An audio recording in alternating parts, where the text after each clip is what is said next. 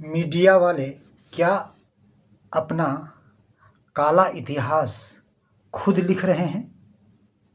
मैं बात कर रहा हूं विशेषकर हरिद्वार, देहरादून एवं समस्त उत्तराखंड के पत्रकारिता जगत के सभी जागरूक भाई बहनों से, जिन्हें विशेषकर शांति कुंज हरिद्वार का एक निमंत्रण पत्र मिला होगा, जो कल 17 तारीख से लेकर 19 तारीख तक राष्ट्रीय संगोष्ठी जो शांति कुंज हरिद्वार में संपन्न होने जा रही है, देव संस्कृति विश्वविद्यालय के प्रांगण में, जो निमंत्रण पत्र मिला होगा सैलवाला पंड्या और डॉक्टर प्रणव पंड्या का, जो वर्तमान में ट्रस्टी हैं, और इनके पत्र के आधार पर एक राष्ट्रीय संगोष्ठी बुलाई गई है पत्रकारिता जगत के लोगों की।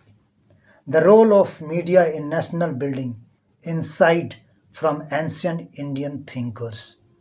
ठीक है, इस पर खूब चर्चा होगी, पर इसमें आमंत्रित सभी मीडिया जगत के भाइयों से मेरा निवेदन है, इसी तरह की गोष्ठी 2011 में भी हुई थी। मैं शांति कुंज में तभी था, मैं 24 साल शांति कुंज में रहा हूँ, आपको याद दिला दूँ, 1996 से लेकर 2020 तक। 2011 में भी इसी तरह का एक 2 या 3 दिन की संगोष्ठी बुलाई गई थी, मैं उसमें बहुत सक्रिय भूमिका निभाया था। उसके बाद नवंबर में विशेष कार्यक्रम था जन शताब्दी का, जिसमें भगदड़ हुई थी, और भगदड़ का मुख्य कारण, जो वास्तविक कारण है, वो प्रणव पंड्या और सैलवाला पंड्या था, पर उसे नीपा पोता गया, उनके नाम को हटाया गया भ्रष्ट पुलिसों से मिलकर। वो जो घटना घटी, उसका FIR नंबर है 690/2011, पुलिस थाना कोतवाली नगर हरिद्वार। ठीक है, इसमें भगदड़ हुई थी, 20 से ज़्यादा लोग मरे थे, आरोपी तय हुआ, पर उस केस की अद्यतन स्थिति क्या है, आज तक उसकी स्थिति क्या है, क्यों 2020 में फाइल गायब हो कर दिया गया सचिवालय से,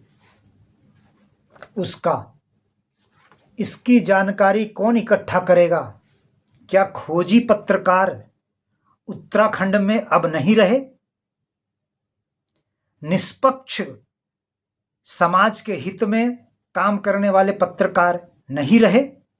क्या मैं यह मान लूं? यदि हां, तो आज आपको खोजबीन करना चाहिए कि वह उस केस की स्थिति क्या है, क्यों दबा दिया गया, क्यों सचिवालय से फाइल गायब किया गया, और किसने किया, उसके पीछे कारण क्या है। यदि मीडिया वाले ऐसा नहीं करते हैं, तो इतिहास के पन्नों में, वो काला इतिहास के पन्नों में गायत्री परिवार को डुबाने में एक महत्वपूर्ण भूमिका, पहला नंबर जो होगा वो डॉक्टर प्रणव पंड्या सैलवाला पंड्या का होगा, दूसरा नंबर कोतवाली नगर थाना और रायवाला थाना के भ्रष्ट पुलिस अधिकारी, और तीसरा नंबर होगा तो वह मीडिया का होगा, जो चुप हैं, जो निष्पक्ष बात समाज के सामने नहीं ला रहे हैं। एक और केस हुई थी, FIR नंबर 310/2020,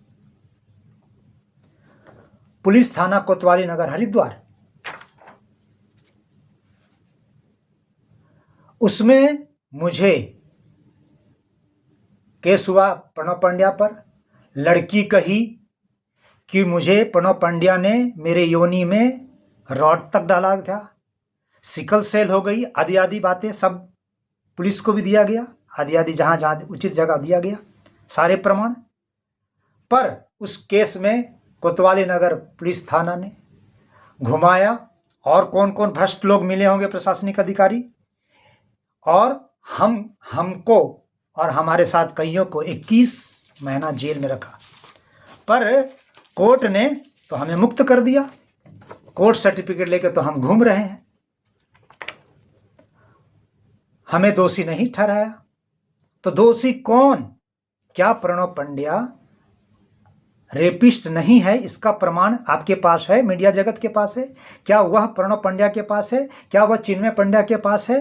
क्या मीडिया जगत से लोग जो ये 3 दिवसीय विशेष राष्ट्रीय संगोष्ठी में आ रहे हैं, क्या ये पूछेंगे चिन्मय पंड्या से?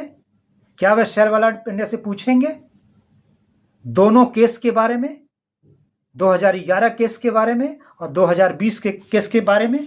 क्या पूछेंगे?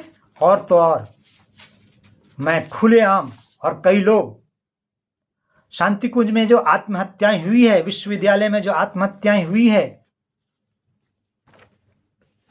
ये पेपर में बहुत कुछ आया है, आता रहा है। गंगा में डूबने से छात्र की मौत, विश्वविद्यालय के साल दर साल मौत के जिम्मेदार कौन? 2011 में, 2014 में, 2015 में, 2016 में गंगा में कूदकर खुशी, विश्वविद्यालय प्रशासन द्वारा अनुशासन के नाम पर थोपे गए नियमों के कारण गौरव त्यागी का असमय मौत, ये सब सोशल मीडिया पर खूब चर्चा हुई है। आत्महत्याएं हुई है अनेकों शांति कुंज और विश्वविद्यालय में। इसकी खोजबीन कौन करेगा? भ्रष्ट पुलिस तो मलाई खाकर चुप बैठा है, चाहे वो कोतवाली नगर हरिद्वार का हो, थाना का हो, चाहे रायवाला का हो। गुंडागर्दी हुई, मारपीट हुई हम लोगों के साथ, इसके सारे शिकायत गए, सबको दाब दिया भ्रष्ट पुलिस ने। शैलवाला पंड्या ने गैर कानूनी ढंग से अनेकों का गर्भपात कराया है। क्या ये देवभूमि की पत्रकारिता की गरिमा के अनुकूल है कि वह इसे छिपा दे, इसकी खोजबीन न करे, खोजी पत्रकार की तरह से सच्चाई को समाज के सामने लागे? कि या आप भी बस 3 दिन तक मलाई खाने के लिए आप सब वहां पहुंच रहे हैं? चाहे पूरे देश से, विशेषकर हरिद्वार देहरादून के तो लोग अधिकांश पहुंचेंगे, क्या ये लोग भी मलाई खाने के लिए पहुंचे हैं? जो आज गोदी मीडिया बदनाम हो रही है, क्या वही गोदी मीडिया के पक्षधर हैं ये लोग? तो आप पर सवाल है, क्योंकि प्रणव पंड्या परिवार ने जो गुंडागर्दी की है, गैर कानूनी कार्य किया है, भ्रष्ट पुलिस अधिकारी के सहयोग से जो भी कुछ गलत कार्य किया है, अलोकतांत्रिक कार्य किया है, ये सुनिश्चित है कि गायत्री परिवार ज्यादा दिन नहीं चलेगा। ये इतिहास के पन्नों में आने वाला है। और इसके लिए इसको यदि नहीं रोका गया, और रोकेगा कौन? जर्नलिज्म अच्छी होगी तब, पत्रकारिता अच्छी होगी तब। आज भी रोका जा सकता है, उस काले इतिहास को बनने से रोका जा सकता है। तो मैं पत्रकारिता जगत के समस्त उपस्थित इस राष्ट्रीय संगोष्ठी में जो आ रहे हैं, आने वाले हैं, उनसे प्रार्थना करता हूं कि आप अपनी निष्पक्षता के साथ खोजबीन करें, जांच करें, क्योंकि यह सामाजिक विषय है, राष्ट्रीय विषय है, और इस विषय को किसी के पक्ष में लाकर छोड़ देना ठीक नहीं होगा।